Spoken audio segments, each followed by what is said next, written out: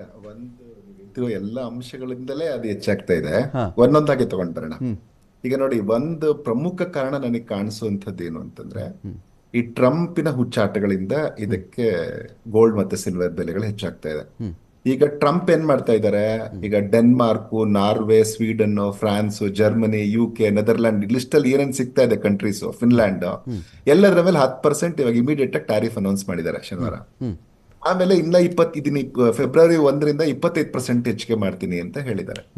ಇದು ಒಂದು ವಿಶ್ವ ಮಟ್ಟದಲ್ಲಿ ಅನಿಶ್ಚಿತತೆಗೆ ಇನ್ನಷ್ಟು ಎಣ್ಣೆ ಆಗ್ತಾ ಇದ್ದಾರೆ ಅವರು. ಆಮೇಲೆ ಏನ್ ಮಾಡಿದೆ, ಈಗ ಇನ್ನೊಂದು ರಿಪೋರ್ಟ್ ಹೇಳ್ತಾ ಇದೆ ನಮ್ಗೆ, ಇಲ್ಲ ಯುರೋಪ್ ಈ ಸರಿ ಸುಮ್ಮನೆ ಇರಲ್ಲ, ಅವರು ಕೂಡ ವಾಪಸ್ ಅಮೆರಿಕ ಮೇಲೆ ಟ್ಯಾರಿಫ್ ಹಾಕ್ತಾರೆ. ಹೆಚ್ಚು ಕಮ್ಮಿ 93 ಬಿಲಿಯನ್ ಯೂರೋ ಅಷ್ಟು ಟ್ಯಾರಿಫ್ ನ ಹಾಕಕ್ಕೆ ಅವರು ತಯಾರಿ ಮಾಡ್ಕೊಂಡಿದ್ದಾರೆ ಅಂತ ಮಾಧ್ಯಮಗಳು ಹೇಳ್ತಾ ಇದೆ.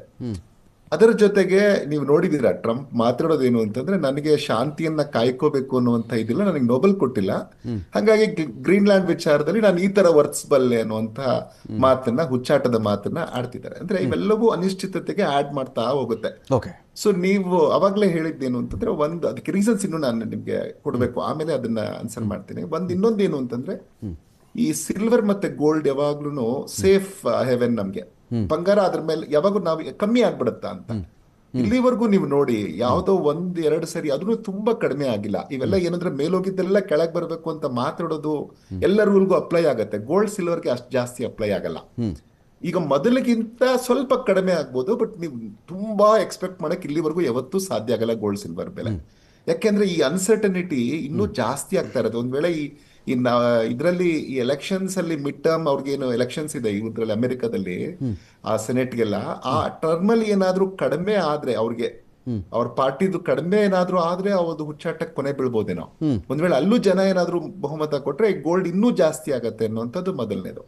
ಇದ್ರ ಜೊತೆಗೆ ಏನು ಅಂತಂದ್ರೆ, ಈಗ ಸೆಂಟ್ರಲ್ ಬ್ಯಾಂಕ್ಗಳು ಕೂಡ ಹೆಚ್ಚು ಕಮ್ಮಿ ನಿಮ್ಗೆ 2000 ಕೋವಿಡ್ ನಂತರ ಎಲ್ಲ ಸೆಂಟ್ರಲ್ ಬ್ಯಾಂಕ್ಗಳು, ಅದರಲ್ಲೂ ನಮ್ ದೇಶನೂ ಸೇರಿಸಿ, ಆದ್ರೆ ನಾವು ಚೈನಾಗೆ ಕಂಪೇರ್ ಮಾಡಕ್ ಆಗಲ್ಲ, ಎಲ್ಲ ಸೆಂಟ್ರಲ್ ಬ್ಯಾಂಕು ಏನ್ ಮಾಡ್ತಾ ಇದಾರೆ ಅಂತಂದ್ರೆ, ಬಂಗಾರವನ್ನ ಹೆಚ್ಚು ಪರ್ಚೇಸ್ ಮಾಡ್ತಾ ಇದಾರೆ ರಿಸರ್ವ್ಸ್ಗೆ.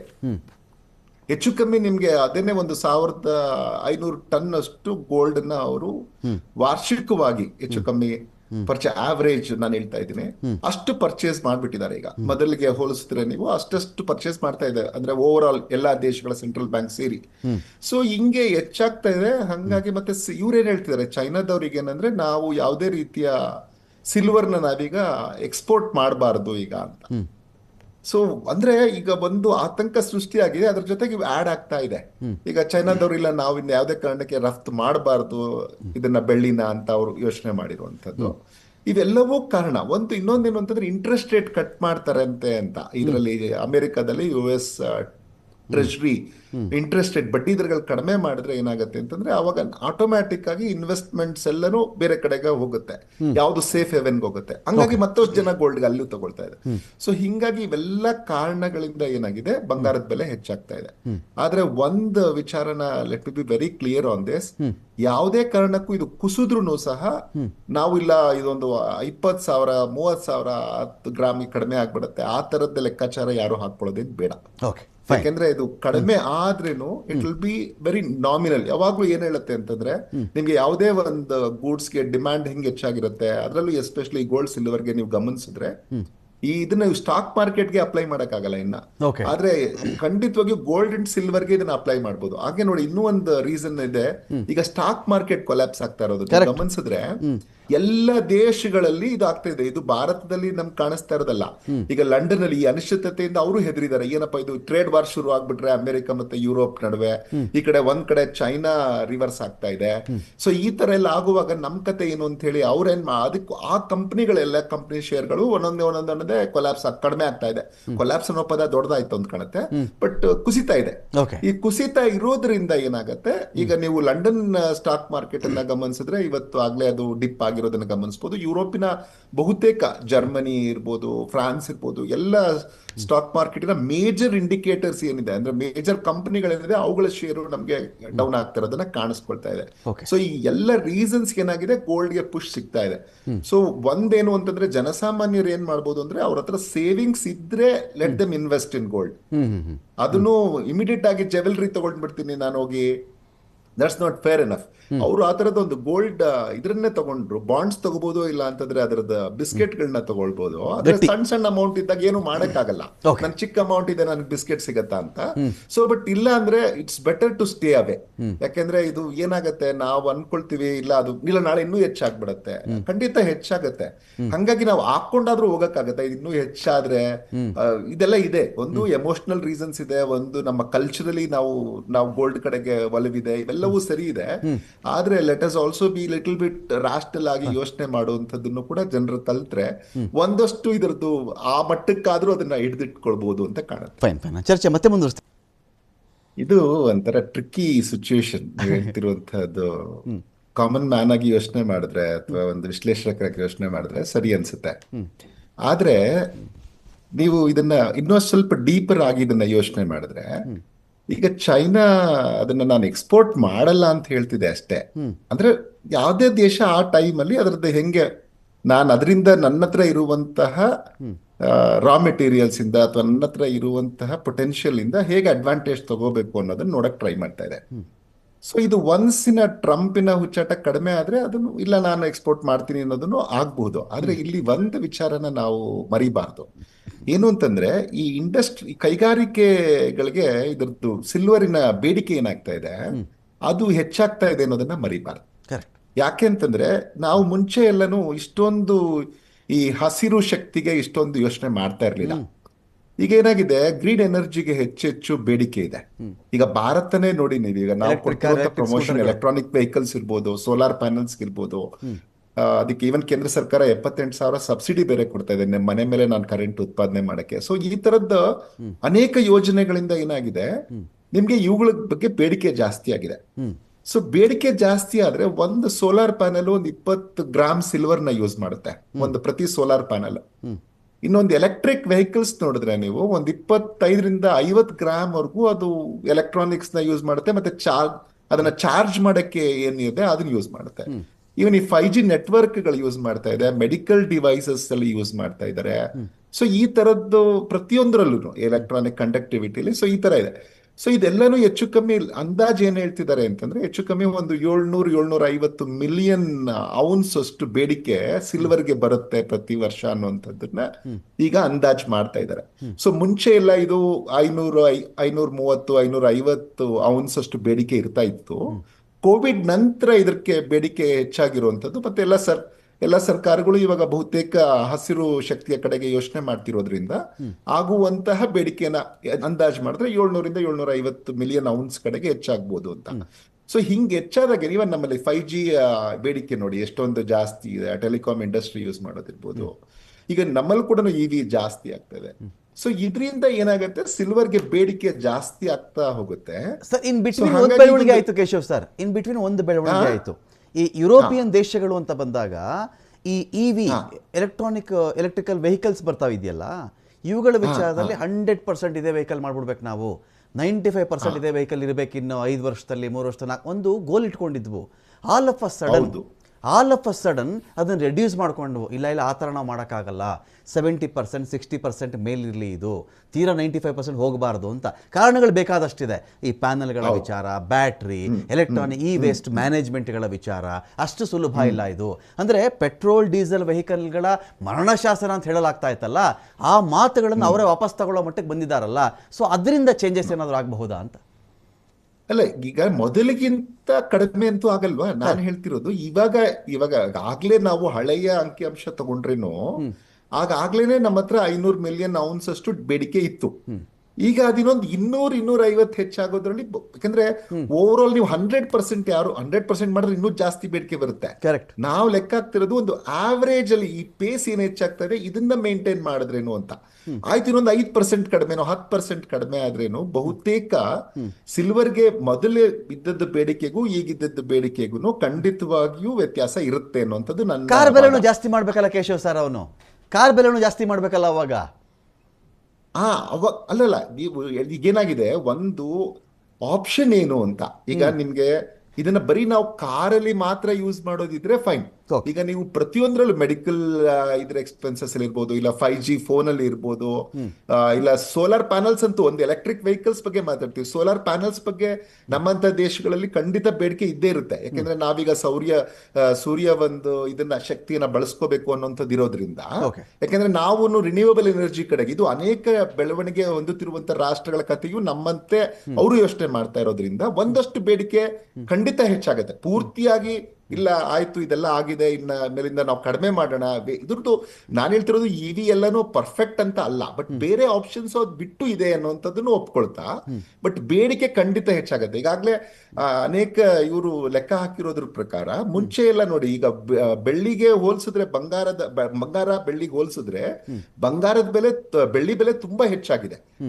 ಆದ್ರೆ ಮೊದಲು, ಈಗ ಅದೊಂದು ಅಂಕಿಅಂಶನೂ ಇಲ್ಲಿದೆ, ಅದನ್ನೇ ನಾನು ನಿಮ್ಗೆ ಉಲ್ಲೇಖಿಸ್ತೀನಿ. ಮೊದಲು 100:1 ಇರ್ತಾ ಇತ್ತು ಅಂತ ಹೇಳ್ತಾರೆ. ಅಂದ್ರೆ ಕಳೆದ ಏಪ್ರಿಲ್ 2025ಗೆ 100:1 ಗೋಲ್ಡ್ ಮತ್ತೆ ಸಿಲ್ವರ್ ಪ್ರೈಸ್ ಇದ್ರೆ, ಇವತ್ತು ಅದು 57:1 ಇದೆ ಆ ರೇಷಿಯೋ ಅಂತ ಮಾತಾಡ್ತಾರೆ. ಸೊ ಇದು ನಿಮ್ಗೆ ಒಂದು ಸ್ವಲ್ಪ ಇದಾಗ್ಬೋದು ಅನ್ಕೊಳ್ಳಿ. ಒಂದು 70 ಆವರೇಜ್ ಇತ್ತು, 70:1 was the long term average between gold and silver ಅಂತ ಮಾತಾಡ್ತಾರೆ. ಸೊ ಇದು ಹೆಚ್ಚು ಕಮ್ಮಿ ಒಂದ್ ಸ್ವಲ್ಪ ಆ ಕಡೆ ಈ ಕಡೆ ಆದ್ರೇನು ಸಹ, ಒಂದು ಸಿಲ್ವರ್ ಖಂಡಿತವಾಗಿಯೂ ಈಗ ನಾವು ತುಂಬಾ ತುಂಬಾ ಹೆಚ್ಚಾಯ್ತು, 4 ಲಕ್ಷಕ್ಕೆ ಹೆಚ್ಚಾಯ್ತು ಅಂತಂದ್ರೆ 3.5 ಲಕ್ಷಕ್ಕೋ 3 ಲಕ್ಷಕ್ಕೋ ಬಂದು ಸ್ಟೇಬಲ್ ಆದ್ರೇನು ತುಂಬಾ ಖುಷಿಯಲ್ಲ ಅನ್ನುವಂಥದ್ದು ನಂದು ಅನಿಸಿಕೆ. ಸೊ ಅದನ್ನ ನಾವು ನೆನಪಲ್ಲಿ ಇಟ್ಕೋಬೇಕು. ಇನ್ನೊಂದೇನಂದ್ರೆ, ಯಾವಾಗ ಸ್ಟಾಕ್ ಮಾರ್ಕೆಟ್ಸ್ ಕೆಳಗಡೆ ಬರ್ತಾ ಇರುತ್ತೆ, ಅವಾಗ ನಮ್ಗೆ ಗೋಲ್ಡ್ ಸಿಲ್ವರ್ದು ಬೆಲೆನೂ ಜಾಸ್ತಿ ಆಗ್ತಾ ಇರುತ್ತೆ. ಯಾವಾಗ ಅನ್ಸರ್ಟನಿಟಿ ಜಾಸ್ತಿ ಆಗ್ತಾ ಇರುತ್ತೆ, ಅವಾಗನು ಗೋಲ್ಡ್ ಸಿಲ್ವರ್ದು ಬೆಲೆ ಜಾಸ್ತಿ ಆಗ್ತಾ ಇರುತ್ತೆ. ಯಾವ ಅಡ್ವಾಂಟೇಜ್ ಇವಾಗ ನೋಡಿ, ಈಗ ಕಾಮನ್ ಕರೆನ್ಸಿಯನ್ನ ಈ ದೇಶಗಳೆಲ್ಲಾನು ಇವಾಗ ಶುರು ಮಾಡಿದ್ರೆ, ಇಲ್ಲ ನಾವು ಇದು ಅಮೆರಿಕದ್ದು ಜಾಸ್ತಿ ಆಯ್ತು, ಪುಟಳ ಜಾಸ್ತಿ ಆಯ್ತು, ಬ್ರಿಕ್ ದೇಶಗಳೆಲ್ಲಾನು ಈಗ ಒಂದ್ ಕರೆನ್ಸಿಯನ್ನ ಮಾಡ್ಕೊಳ್ಳೋಣ ಅಂತ ಅವ್ರು ಯೋಚನೆ ಮಾಡಿ, ಯುರೋಪ್ ಅವರು ಇಲ್ಲ ನಾವು ಸ್ಟ್ರಿಕ್ಟ್ ಆಗಿ ತಾವ್ ಯಾರ ಹತ್ರನೂ ವ್ಯಾಪಾರ ಮಾಡಿದ್ರೇನು ನಿಮ್ಮ ದೇಶಗಳ ಜೊತೆಗೆ ನಿಮ್ ಕರೆನ್ಸಿಯ ಜೊತೆಗೆ ವ್ಯಾಪಾರ ಮಾಡ್ತೀವಿ ಅಂತ, ಈ ಡಾಲರ್ನ ಒಂದ್ ವೇಳೆ ನಾವು ಡಾಲರ್ ಅಲ್ಲಿ ನಾವು ವ್ಯಾಪಾರ ಮಾಡಲ್ಲ ಅಂತ ತೀರ್ಮಾನ ಮಾಡಿ ಆ ತರದೊಂದು ಬೋಲ್ಡ್ ಡಿಸಿಷನ್ ಕಂಟ್ರೀಸ್ ತಗೊಂಡ್ರೆ, ಆಗ ಖಂಡಿತವಾಗಿಯೂ ಒಂದಷ್ಟು ಎಫೆಕ್ಟ್ ಗೋಲ್ಡ್ ಮತ್ತೆ ಸಿಲ್ವರ್ ಮೇಲೆ ಆಗ್ಬೋದು.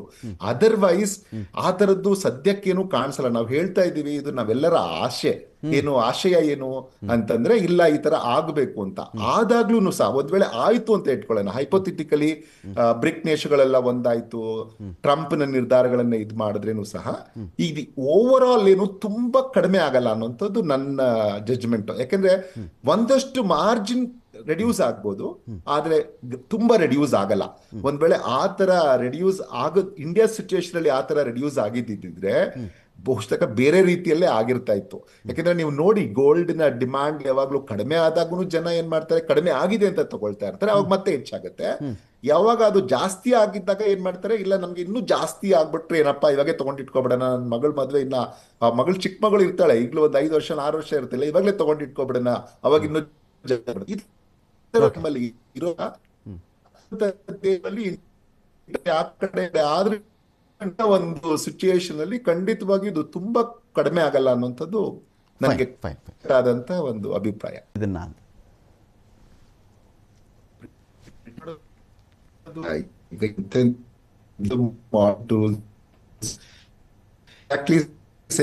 ನಾವು ಹಿಂದೆನೆ ಹೇಳ್ತಾ ಇದ್ವಿ, ಇಲ್ಲ ಇದು 2 ಲಕ್ಷ ರೀಚ್ ಆಗುತ್ತೆ ಅಂತ, ನಮ್ದೊಂದಷ್ಟು ಪ್ಯಾರಾಮೀಟರ್ಸ್ ಇಂದ ಹೇಳ್ಬೋದು.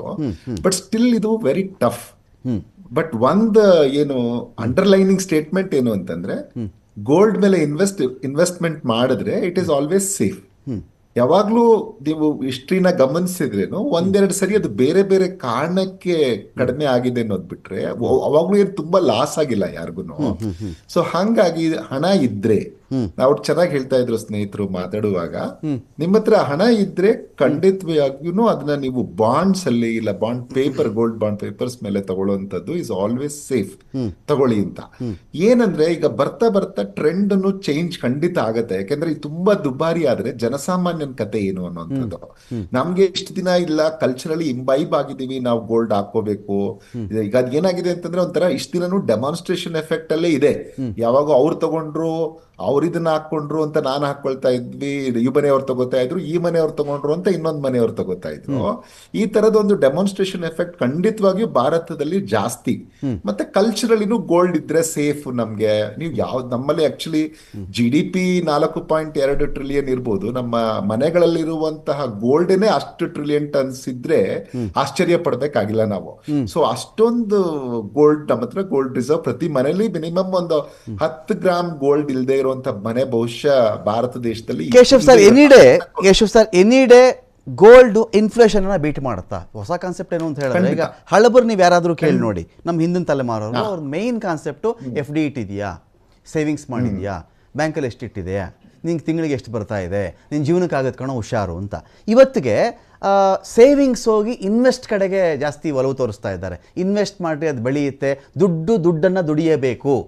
ಜೊತೆಗೆ ಇಲ್ಲಿ ಇನ್ಫ್ಲೇಷನ್ ಬೀಟ್ ಮಾಡೋ ಥರ ಮಾಡ್ಕೊಳ್ಳೆ ನೀನು ದುಡ್ಡನ್ನು. 10 ಲಕ್ಷ ಇಟ್ಕೊಂಡು ಹೋದ ವರ್ಷ 10 ಲಕ್ಷ ಇಟ್ಟಿದೆ, 10 ಲಕ್ಷಕ್ಕೆ ಇವತ್ತು ಏನು ವ್ಯಾಲ್ಯೂ ಇದೆಯಪ್ಪ ಅಂತ ಪ್ರಶ್ನೆ ಕೇಳುವಂತ ಆಗಬಾರ್ದು ಅಂತ. ಗೋಲ್ಡ್ ಈ ದೃಷ್ಟಿಯಿಂದ ಒಳ್ಳೆ ಕಮಾಡಿಟಿನ ಇನ್ವೆಸ್ಟ್ ಮಾಡೋ ದೃಷ್ಟಿಯಿಂದ. ಹೌದು ಯಾವುದೇ ಆಂಗಲ್ ಅಥವಾ ಯಾವುದೇ ಮಾನದಂಡನ ಬಳಸಿದ್ರೇನು gold is a safe bet. ಯಾಕಂದ್ರೆ ನೀವು ಇನ್ಫ್ಲೇಷನ್ ಭಾರತದಲ್ಲಿ ಅತ್ಯಂತ ಪೀಕ್ ಅಲ್ಲಿ ಇದ್ದಾಗ್ಲೂ ಕೂಡ, ಇವಾಗ ನಿಮ್ಗೆ 1991 ಅಂತ ಟೈಮ್ ಅಲ್ಲಿ ಮಾತ್ರ ನಮ್ಗೇನು ರಿಫಾರ್ಮ್ಸ್ ತಂದ್ವಲ್ಲ, ಅವಾಗ 16.6% ಇನ್ಫ್ಲೇಷನ್ ಇತ್ತು. ಅದಾದ ನಂತರ ನಮ್ದು ಯಾವತ್ತೂ ಆ ಮಟ್ಟಕ್ಕೆ ಏರೇ ಇಲ್ಲ ಇನ್ಫ್ಲೇಷನ್. ಈವನ್ ಅನ್ ಆವರೇಜ್ ನೀವು ಇವತ್ತಂತೂ ಬಿಡಿ ತುಂಬಾ ಕಡಿಮೆ ಇದೆ, ಅನ್ ಆವರೇಜ್ ನಿಮ್ಗೆ 4 to 6% ಇನ್ಫ್ಲೇಷನ್ ಇದೆ ಅಂತಂದ್ರೆ, ನೀವು ಇಲ್ಲಿವರೆಗೂ ಎಷ್ಟು ಮಟ್ಟಕ್ಕೆ ಗೋಲ್ಡಿನ ಪ್ರೈಸಸ್ ಬೆಳೆದಿದೆ. ಯಾವಾಗ್ಲೂ ಗೋಲ್ಡ್, ಸಿಲ್ವರ್, ರಿಯಲ್ ಎಸ್ಟೇಟ್ ಯಾರಿಗೂ ಕೈ ಕೊಟ್ಟಿದ್ದಿಲ್ಲ. ಸಿಲ್ವರ್ ಸ್ವಲ್ಪ ಹಿಂದೆ ಎಲ್ಲ ಸ್ವಲ್ಪ ಇದಾಗಿತ್ತು, ಬಟ್ ಇತ್ತೀಚಿನ ದಿನಗಳಲ್ಲಿ ಅದನ್ನ ನೋಡ್ತಾ ಇದ್ರೆ ಇಂಡಸ್ಟ್ರಿ ಯೂಸ್ ಮಾಡ್ತಿರೋದು ನೋಡಿದ್ರೆ, ಗೋಲ್ಡ್, ಸಿಲ್ವರ್, ರಿಯಲ್ ಎಸ್ಟೇಟ್ ಯಾವತ್ತೂ ಇನ್ನ ಖಂಡಿತ ಡೌನ್ ಆಗುವಂತ ಪ್ರಶ್ನೆ ಇಲ್ಲ. ಸೊ ಹಂಗಾಗಿ they're all safe bets. But ಒಂದೇನು ಅಂತಂದ್ರೆ, ಜನಸಾಮಾನ್ಯರಿಗೆ ಇದು ಕೈಗೆಟಕದೇ ಇರುವಂತ ಸ್ಥಿತಿ ನಿರ್ಮಾಣ ಆದ್ರೆ ಆಶ್ಚರ್ಯ ಪಡಬೇಕಾಗಿಲ್ಲ.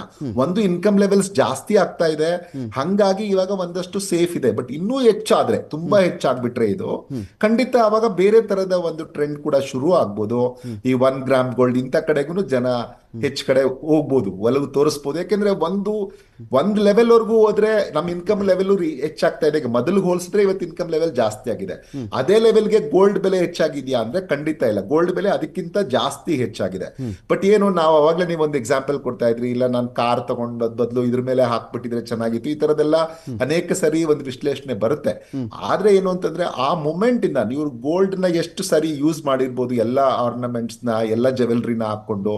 ಆದ್ರೆ ಪ್ರತಿ ಸರಿಗೂ ಇವ್ರ ಕಾರ್ನ ಎಷ್ಟು ಕಿಲೋಮೀಟರ್ ಯೂಸ್ ಮಾಡಿರ್ತಾರೆ, ಈ ತರದ ಒಂದು ಅನಾಲಿಸಿಸ್ ಕೂಡ ನೀವು ಗಮನಿಸಿದ್ರೆ, ಈಗ ಎಷ್ಟು ಗಂಟೆಗಳ ಕಾಲ ನಾನು ಆ ಗೋಲ್ಡ್ ನ ಇರುವಂತ ಎಲ್ಲ ಆರ್ನಮೆಂಟ್ಸ್ ನ ಹಾಕೊಂಡು ಓಡಾಡಿರ್ತೀನಿ, ಎಷ್ಟು ಗಂಟೆಗಳ ಕಾಲ ನಾನು ಕಾರ್ನ ಯೂಸ್ ಮಾಡಿರ್ತೀನಿ, ಮತ್ತೆ ನಾನು ಯಾವ್ಯಾವ ಜಾಗಕ್ಕೆ ಹೋಗ್ಲಿಕ್ಕೆ ನನ್ಗೆ ಅದು ಅನುಕೂಲ ಮಾಡಿಕೊಟ್ಟಿತ್ತು, ಎಷ್ಟು ನನ್ಗೆ ಟೈಮ್ ಸೇವ್ ಮಾಡಿತ್ತು ಇದರಿಂದ ಈ ಕಾರಲ್ಲಿ ಹೋಗಿದ್ರಿಂದ ಎಷ್ಟು ಟೈಮ್ ಸೇವ್ ಆಯ್ತು, ಎಷ್ಟು ಹ್ಯಾಪಿನೆಸ್ ಅದರಿಂದ ನನಗೆ ದೊರಕ್ತು. ಇವೆಲ್ಲದಕ್ಕೂ ನೀವು ಒಂದ್ ವೇಳೆ ಮಾನಿಟರಿ ವ್ಯಾಲ್ಯೂನ ಕಂಡಿಡಿದ್ರೆ ಖಂಡಿತವಾಗಿಯೂ ಅದು ಇದಕ್ಕೆ ಸಮಾನ ಇರುತ್ತೆ. ಯಾಕೆಂದ್ರೆ ನನಗೆ ಪ್ಯಾಷನ್ ಇಂದ ನನಗೆ ಸಂತೋಷ ಕೊಡುತ್ತೆ ಅಂತ ನಾನು ಯಾವ್ದ್ರ ಮೇಲೋ ಇನ್ವೆಸ್ಟ್ ಮಾಡುವಾಗ ಖಂಡಿತ ಈಗ ಬೇಸಿಕ್ ನೆಸೆಸಿಟಿ ಆಗಿದೆ. ಎಷ್ಟೋ ಸರಿ ನಮ್ಗೆ ಈಗ ಯಾಕೆ ವೆಹಿಕಲ್ಸ್ ಬೆಂಗಳೂರಲ್ಲೇ ನೀವು ತಗೊಂಡ್ರೆ 1.2 ಕೋಟಿ ವೆಹಿಕಲ್ಸ್ 1.4 ಕೋಟಿ ಜನ ಯಾಕಾಗಿದೆ, ಒಂದು ಕಮ್ಯೂಟ್ ಮಾಡ್ಕೋಬಹುದು, ಇಷ್ಟೆಲ್ಲ ಇದ್ರ ನಡುವೆ ನನ್ ಟೈಮ್ ಸೇವ್ ಆಗತ್ತೆ. ಅಷ್ಟು ಈಗ ಇಷ್ಟು ಬಿಸಿ ಇದೆ ಟ್ರಾಫಿಕ್, ಆದ್ರೂ ಯಾಕೆ ಜನ ತಗೋತಾರೆ, ನನ್ ಟೈಮ್, ಈ ತರದ್ ಎಲ್ಲದಕ್ಕೂ ಮಾನಿಟರಿ ವ್ಯಾಲ್ಯೂ ಕೌಂಟ್ ಮಾಡಿದ್ರೆ ಅದಾಗುತ್ತೆ. ಬಟ್ ಇಲ್ಲಿ ನಿಮ್ಗೆ ಈಸಿಯಾಗಿ ಕಾಣುತ್ತೆ, ಗೋಲ್ಡ್ ನನ್ನ ಹತ್ರ ಇದೆ, ಅದನ್ನ ತಗೊಂಡೋಗಿ ನಾನು ಮಾರಿದ್ರೆ ನನ್ಗೆ ಇಷ್ಟು ಬರುತ್ತೆ ಅನ್ನುವಂತ ಒಂದು ಸೇಫ್ ಸೆಕ್ಯೂರಿಟಿ ಫೀಲಿಂಗ್ ಏನಿದೆಯಲ್ಲ ನನ್ನ ಹತ್ರ. ಹಂಗಾಗಿ ನಾವು ಗೋಲ್ಡ್, ಸಿಲ್ವರ್ ಮೇಲೆ ಖಂಡಿತ ಜನ ಇನ್ನೂ ಹೆಚ್ಚೆಚ್ಚು ಕಾಲ ಇನ್ವೆಸ್ಟ್ ಮಾಡ್ತಾನೆ ಇರ್ತಾರೆ. ಬಟ್ ಬಿಯಾಂಡ್ ಪಾಯಿಂಟ್, ನಾನು ಆ ಪಾಯಿಂಟ್ ಅನ್ನ ಯೋಚನೆ ಮಾಡ್ತಾ ಇದ್ದೀನಿ. ಅದು ಆ ಒಂದು ಬ್ರೇಕ್ ಈವನ್ ಆದ ದಿನ ಖಂಡಿತ ಒಂದು ಹೌಸ್ ಹೋಲ್ಡ್ ಕಡೆಯಿಂದ ಆ ಗೋಲ್ಡ್ಗೆ ಇಷ್ಟು ಬೇಡಿಕೆ ಒಂದ್ ಸ್ವಲ್ಪ ಕ್ರಮೇಣ ಕಡಿಮೆ ಆಗ್ಬೋದು ಅಂತ ಕಾಣುತ್ತೆ. ಅದು ಬಹುಶಃ ಈ ಒಂದು 2000 ವರ್ಷಗಳಲ್ಲಿ ಆಗದೆ ಇರೋದು ಬಹುಶಃ ಆಗಿನ ಕಾಲಘಟ್ಟದಿಂದ ಆಗಬಹುದು ಅಂತ ನನಗೊಂದು ಅನಿಸಿಕೆ ಅದು. ಆಮೇಲೆ ಇನ್ನೊಂದೇನು ಅಂತಂದ್ರೆ, ಈಗ US ಒಂದು ಆವಾಗಲೇ ನಾವು ಮಾತಾಡ್ತಾ ಹೇಳ್ತಾ ಇದ್ವಿ, ಒಂದು US ನೀವು ಈ ಭಸ್ಮಾಸುರ ತರ ಅದು ಎಲ್ಲರ ಮೇಲೆ ದಾಳಿ ಮಾಡ್ಕೊಂಡು ನಾನು ನಿನ್ ಮೇಲೆ ಕೈ ಇಡ್ತೀನಿ, ನಿನ್ ಮೇಲೆ ಟ್ಯಾರಿಫ್ ಹಾಕ್ತೀನಿ, ಇವ್ರ ಮೇಲೆ ಟ್ಯಾರಿಫ್ ಹಾಕ್ತೀನಿ ಅಂತ ಓಡಾಡ್ತಾ ಇದೆ. ಒಂದು ಅಲ್ಲಿನ ಅನ್ರೆಸ್ಟ್ ಜಾಸ್ತಿ ಆದ ದಿನ, ಮತ್ತೆ ಈಗಾಗಲೇ ಅವ್ರದ್ದು 120% ಅವ್ರ GDP ಅಷ್ಟು ಸಾಲ ಅವ್ರ ಹತ್ರ ಇದೆ. ಈಗೇನು ಇಲ್ಲಿವರೆಗೂ ಅವ್ರಿಗಿದ್ದಂತ ಬೆಸ್ಟ್ ಆಪ್ಷನ್ ಏನು ಅಂತಂದ್ರೆ, ನಾವು ಇದನ್ನ ಡಾಲರ್ನ ಪ್ರಿಂಟ್ ಮಾಡ್ಕೊಳಕ್ ಅವಕಾಶ ಇತ್ತು ಅವ್ರಿಗೆ. ಹಂಗಾಗಿ ಅವ್ರು ಅದನ್ನ ಹೆಚ್ಚೆಚ್ಚು ಮಾಡ್ಕೊಂಡು ಕೂಡ ತಡ್ಕೊಳ್ತಾ ಇತ್ತು ಆರ್ಥಿಕತೆ. ಯಾವಾಗ ನಾವು ಅವಾಗಲೇ ಚರ್ಚೆ ಮಾಡ್ದಂಗೆನೆ ಒಂದು ಬೇರೆ ಬೇರೆ ದೇಶಗಳು ಇಲ್ಲ ನಮ್ ಕರೆನ್ಸಿಯಲ್ಲಿ ವ್ಯಾಪಾರ ಮಾಡ್ತೀವಿ ಅಂದಾಗ, ಮತ್ತೆ ಈ ಎಕಾನಮಿ ಒಂದು ಅದರದ್ದೇ ಆದಂತ ಓವರ್ ವೆಯ್ಟ್ ಇಂದ, ಈ ಭಸ್ಮಾಸುರ ಯಾವಾಗ ತನ್ನ ಮೇಲೆ ತಾನು ಇಟ್ಕೊಳ್ತಾನೆ ಆಗ ಭಸ್ಮಾದ ಅಂತ ಏನ್ ನಮ್ಮ ಪುರಾಣಗಳಲ್ಲಿ ಹೇಳುತ್ತೆ, ಆ ತರದಲ್ಲಿ ಇದನ್ನು ಅತಿಯಾಗಿ ಆಡಕ್ ಹೋಗಿ ಈಗ ಅವಾಗ ಖಂಡಿತ ಇದು ಒಂದಷ್ಟು ಹಂತಕ್ಕೆ ಸ್ಟೆಬಿಲೈಸೇಷನ್ ರೀಚ್ ಆಗುತ್ತೆ. ಬಟ್ ಸ್ಟಿಲ್ ಅದು ತುಂಬಾ ಅಷ್ಟು ಸುಲಭದ ಇದು ಇಮಿಡಿಯೇಟ್ ಆಗಿ ಕಾಣುವಂಥದ್ದಲ್ಲ. ಸೊ ಅನ್ರೆಸ್ಟ್ ಜಾಸ್ತಿ ಆಗ್ಬೇಕು, ಇವೆಲ್ಲ ಅಲ್ಲಿನ ಆಗಿ ಅನಂತರದ ಕತೆ. ಅಲ್ಲಿವರೆಗೂ ಈ ಒಂದು ಸಿಲ್ವರ್ ಮತ್ತೆ ಗೋಲ್ಡಿನ ಬೆಲೆಗಳು ಖಂಡಿತ ಒಂದು ಸೇಫ್ ಆಪ್ಷನ್ ಆಗುತ್ತೆ ಜನಕ್ಕೆ. ಇಲ್ಲ ಇದ್ರ ಮೇಲೆ ಹಾಕಿದ್ರೆ ನನ್ ಖಂಡಿತ ಲಾಸ್ ಆಗಲ್ಲ, ನನ್ಗೊಂದು ಸೆಕ್ಯೂರಿಟಿ ಫೀಲಿಂಗ್ ಕೊಡುತ್ತೆ ಅನ್ನೋದ್ರ ಕಡೆಗೆ ಜನ ಒಲವು ಕೊಡ್ತಾ ಇರ್ತಾರೆ. ಸೊ ಅಲ್ಲಿವರೆಗೂ ಇದ್ರ ಬೆಲೆ ಹೆಚ್ಚಾಗುತ್ತೆ.